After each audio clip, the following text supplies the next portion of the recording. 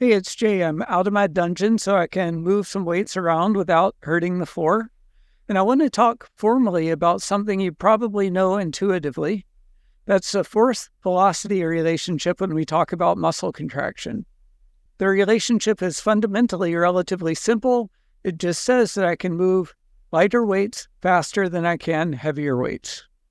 As we dig down formally, I hope you'll see that there are some real-world applications that help us describe how our muscles function when we go through daily life. All right, so first let me demonstrate. If I have a lighter dumbbell here, I can curl it relatively rapidly.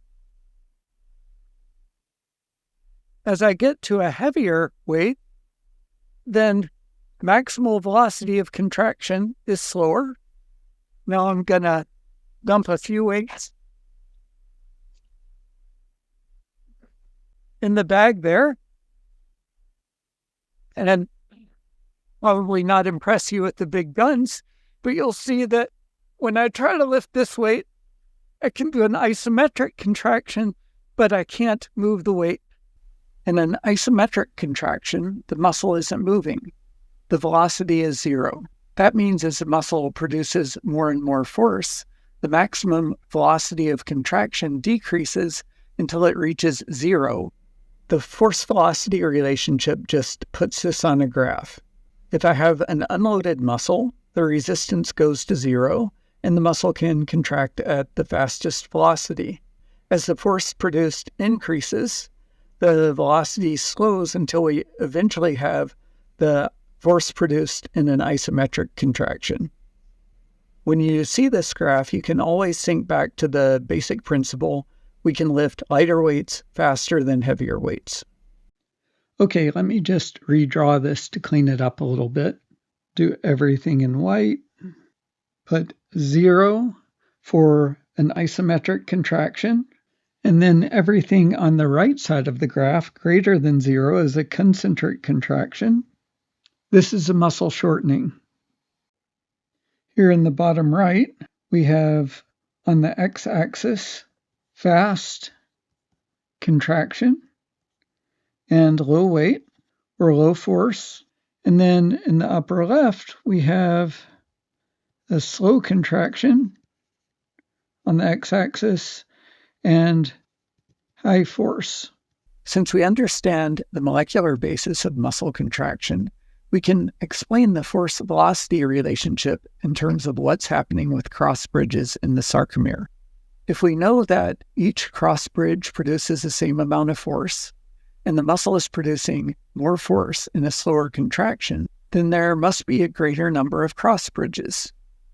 This is at least partially because myosin is attached to actin for a longer period of time when the muscle is producing more force.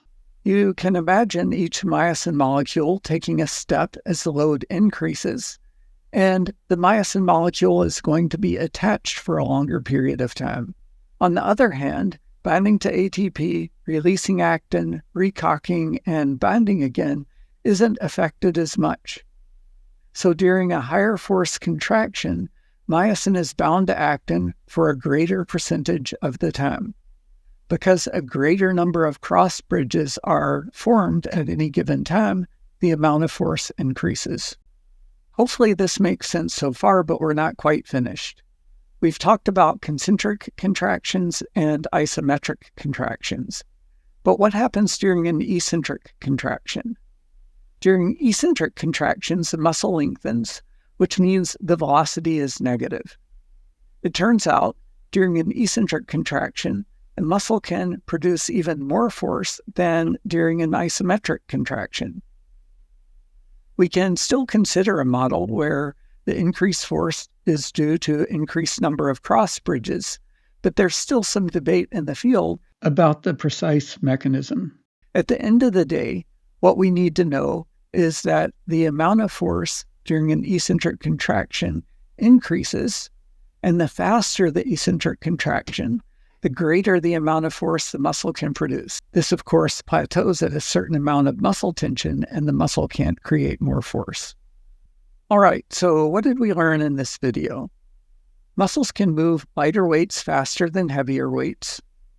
This is at least partially because myosin can move the actin quickly and spends a smaller percentage of time bound to the thin filament. As we lift heavier loads, the maximum velocity of contraction slows, and this is because myosin's going to spend a greater amount of time attached to the thin filament.